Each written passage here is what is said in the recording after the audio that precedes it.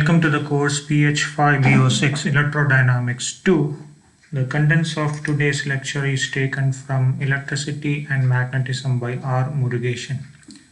We will continue to discuss topics from Module 3, which is Chapter 10, Magnetic Effect of Electric Current.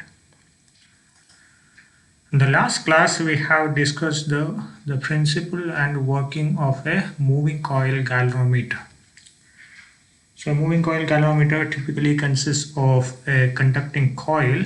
So whenever current flows through this coil, the coil gets magnetized and the coil is placed in an external magnetic field. So because of the forces of attraction and repulsion between these two magnetic fields, the coil is going to rotate whenever current or charge passes through it. And we have seen that the rotation or the deflection of the coil is proportional to the amount of charge passing through the coil. So you can write Q, charge is proportional to deflection theta, or you can write Q equal to K theta, where K is known as the charge sensitivity or figure of Murray. There are two types of moving coil galvanometers. One is known as the deadbeat galvanometer. Here the coil is wound on a metallic frame. So what happens since the frame is conducting, the influence of eddy current or induced current is more here.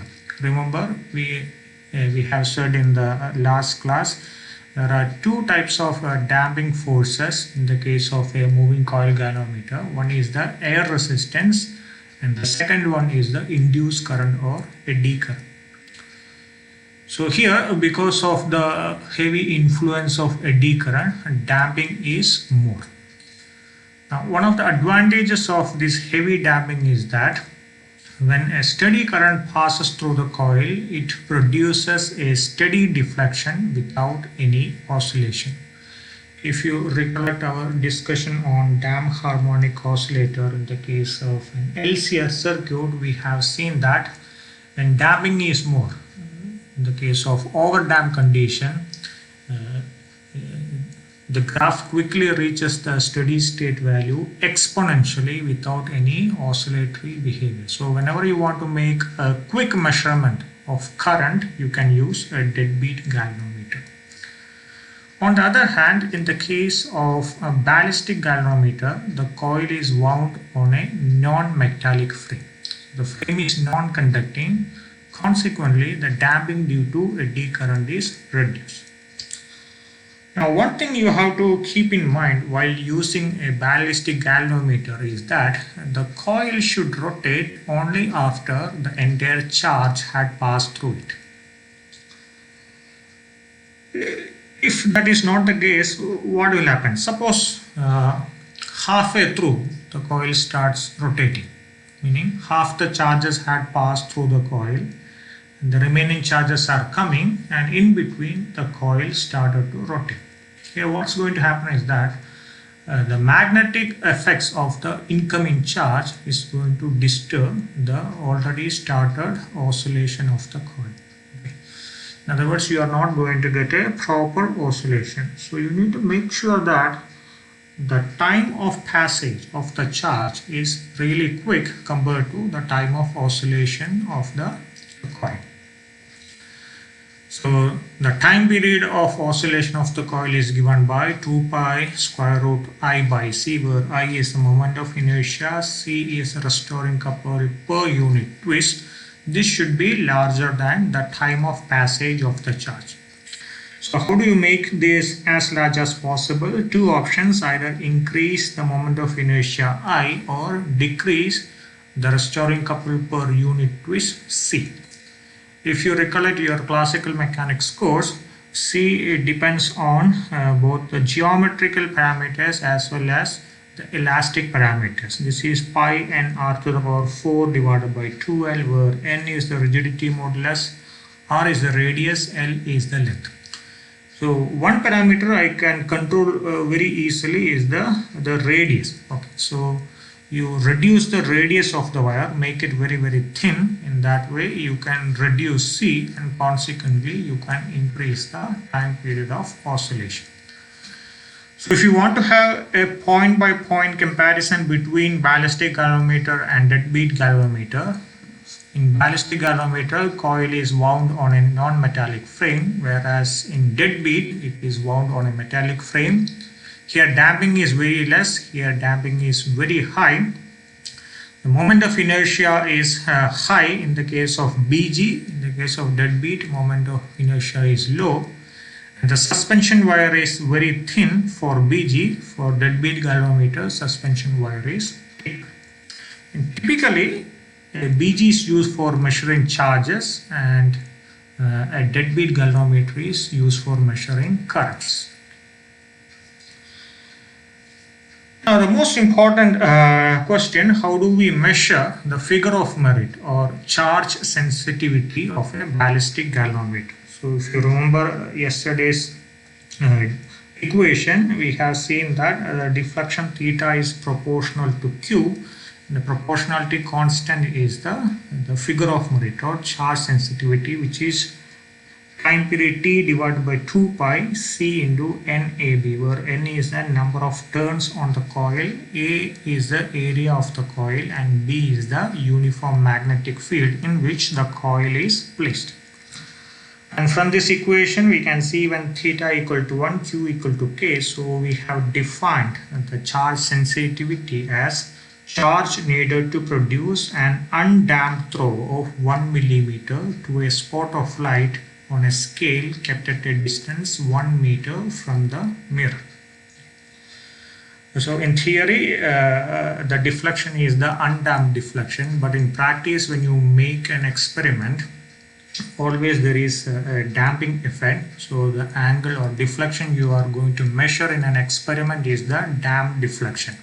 And we have seen how to convert the damped deflection into undamped deflection using damping correction. Now, there are a couple of ways in which you can quickly measure the charge sensitivity. I will detail 2 of them.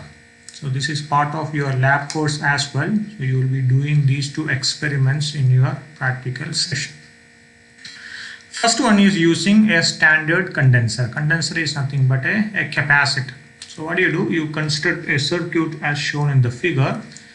You have 2 resistances P and Q connected in series to a cell of constant EMF P through a key K1, and across the first resistor P you connect a capacitor C in parallel using a vibrator and a charge discharge key. So what does the vibrator do? When you push up the vibrator, it touches this particular terminal. So here the potential from the source is divided between P and Q because these 2 are connected in series, right? And whatever potential drops across P, the same potential is going to drop across C because the resistor P and capacitor C are connected now in parallel.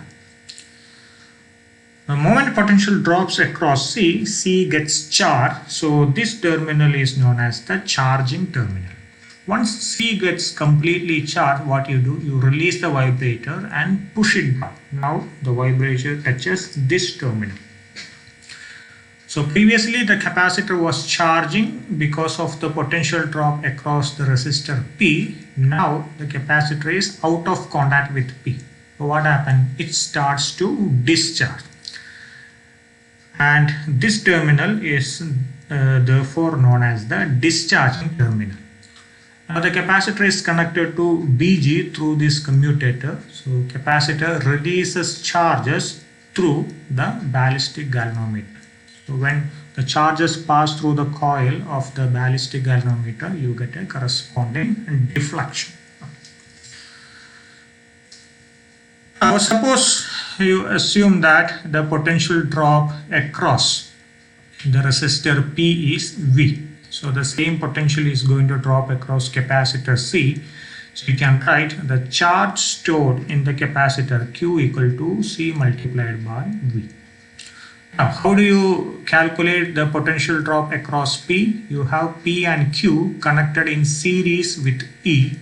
So the potential drop across P is going to be P divided by the total resistance P plus Q multiplied by E. I hope you are familiar with this formula. Suppose your potential is 10 volt and P and Q are 1 ohm each. So what's going to be the potential drop on each of these? Basically you have equal potential drop, right? 5 volt is going to drop across P, 5 volt is going to drop across Q. How did you get that? P, which is 1 divided by P plus Q, 1 plus 1. So this is 1 by 2 multiplied by 10, you get 5 volt. If P is 1, Q is 2, what is going to be the potential drop across P? P, 1 divided by P plus Q, 1 plus 2. So 1 by 3 multiplied by 10, you get 3.3 volt across P and 6.7 volt across Q. So 1/3 is going to drop here and 2/3 is going to drop here. So you can notice that the potential drop is proportional to the amount of resistance applied here. So this is the charge stored in the capacitor, and we also know that when this charge Q passes through the ballistic galvanometer, you can write Q equal to K into theta 1 plus lambda by 2, where theta 1 is the first damp throw you measure on the ballistic galvanometer and 1 plus lambda by 2 is the damping correction factor. You have two equations for Q, equate these two. You can write K theta 1 into 1 plus lambda by 2 equal to CEP divided by P plus Q. From this you can write the figure of merit K equal to CE divided by P plus Q, 1 divided by 1 plus lambda by 2 into P by theta 1. So all these parameters are known. You are using a standard capacitor, its value you know, power supply, you are applying a particular potential, so you know this value. P and Q are fixed by you, so you know the value of them as well. The value of lambda we have seen in yesterday's class can be calculated using the first throw and the 11th throw. So this is 2.303 divided by 10 log theta 1 divided by theta 11. So all these parameters you either know or you can measure experimentally. So using these values you can calculate the unknown value of the figure of merit. You can do this measurement more systematically. What you can do is you fix the value of P plus Q. So suppose I say P plus Q is fixed at 10,000 ohms. Now what do? You systematically vary P and Q. So first make P 1000 ohm, Q 9000 ohm. Now you can measure what is the corresponding deflection on the ballistic galvanometer, then calculate P divided by theta 1 for that. Next you make P 2000 and Q 8000, so P plus Q is till 10,000. Measure the corresponding deflection on BG and calculate this factor. So what's going to be the factor? Is it going to change? Look at the values here. So previously P was 1000, you double the value of P. So I said the potential drop across the resistor is proportional to the value of the resistor, right? So moment you double the value of P, double the amount of potential is going to drop here. So same amount of potential comes here, and the deflection is proportional to the current or the voltage, right? So since I had double the potential drop, I had double the deflection here. So this is going to be 2P divided by 2 theta 1. So 2 cancel, once again you get P by theta 1. So this value P by theta 1 is going to be constant. Next you make P 3000, Q 7000. Once again you will get same P by theta 1. So do this iteration for at least 5 or 10 times by choosing different values of P and Q while maintaining P plus Q as a constant. So you will find that you get a constant P by theta 1 value. You may not get it as an exact constant. There will be some slight variation due to some experimental errors. You can take an average of the 5 or 10 values, then you get the correct value of the figure of merit. So this is one really quick method using which you can measure the figure of merit of a ballistic galvanometer. Another popular method, which is also part of your lab course, is using a Hibberd's magnetic standard, HMS. So I hope you are familiar with the Hibberd magnetic standard. So this is the image of a HMS. Its construction is very simple. There is a thick steel block, and at the center of the steel block there is a cylindrical slot. And the steel block is magnetized, and if you look at the direction of the magnetic field, it is radial with respect to the slot. So this is the direction of the magnetic field, and these are the various poles of the magnetic field. Now there is a brass tube which is fixed at a height from the slot using a hook, and around this brass tube there is a conducting coil, and the two ends of the coil are connected to terminals T1 and T2. When you release the hook, the brass tube is going to fall down. It is going to slide into the slot. Now what happens? So there is a magnetic field here, right? So as the brass tube is sliding into this slot, the coil is going to move through a uniform magnetic field. So the magnetic flux associated with the coil is going to change, and because of that there is an induced EMF. So from the flux rule I can write induced EMF E equal to the flux phi divided by T. So if phi is the magnetic flux associated with the HMS, and if you assume that the coil has n number of turns, so I have phi applied flux here, n number of turns here, so the total amount of flux associated with this coil is going to be phi multiplied by n. Suppose it takes time t for the brass tube to slide into the slot, then the net induced EMF is going to be total flux phi n divided by time t.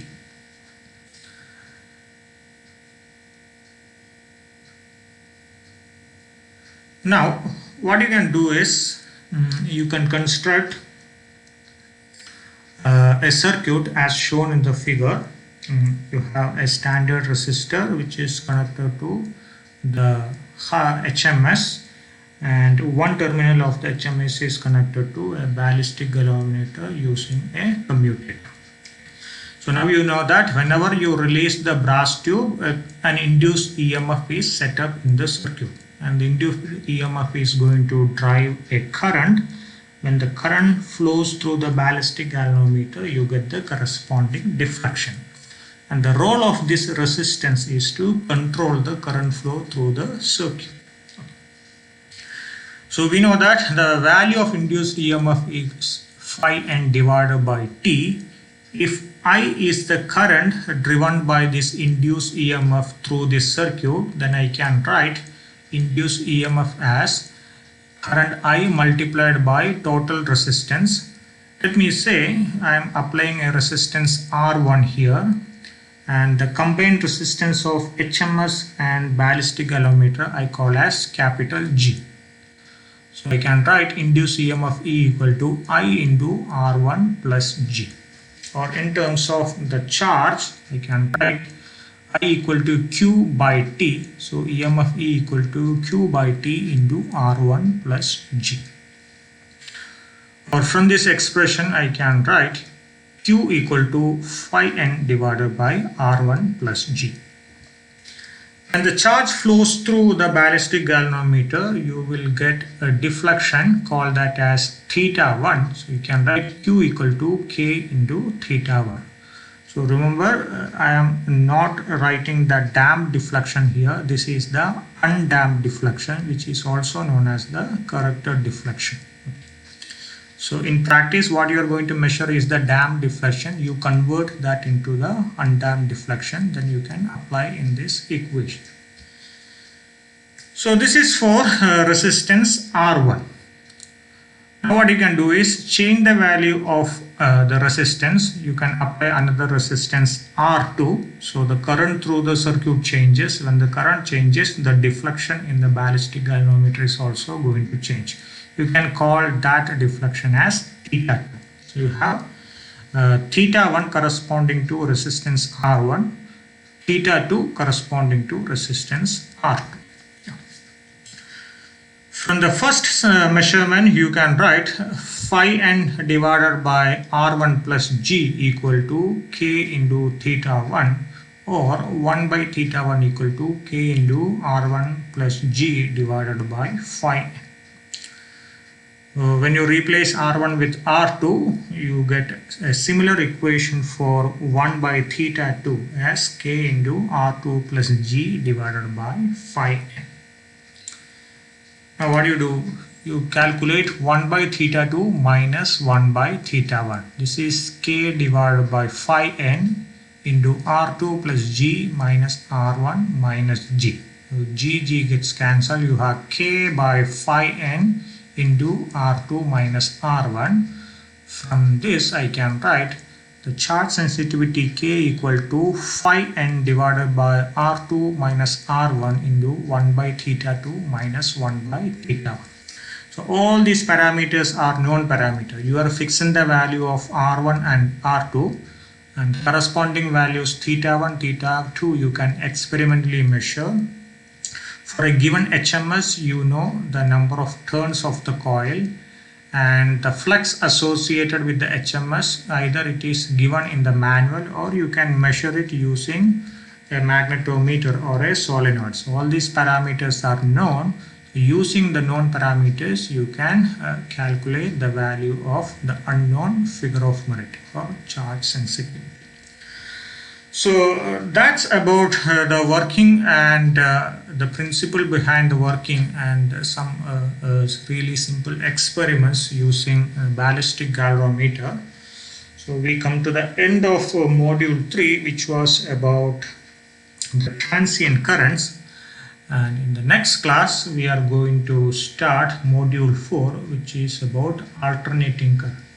So if you recollect our discussion throughout this module, the power supply we used was a DC power supply.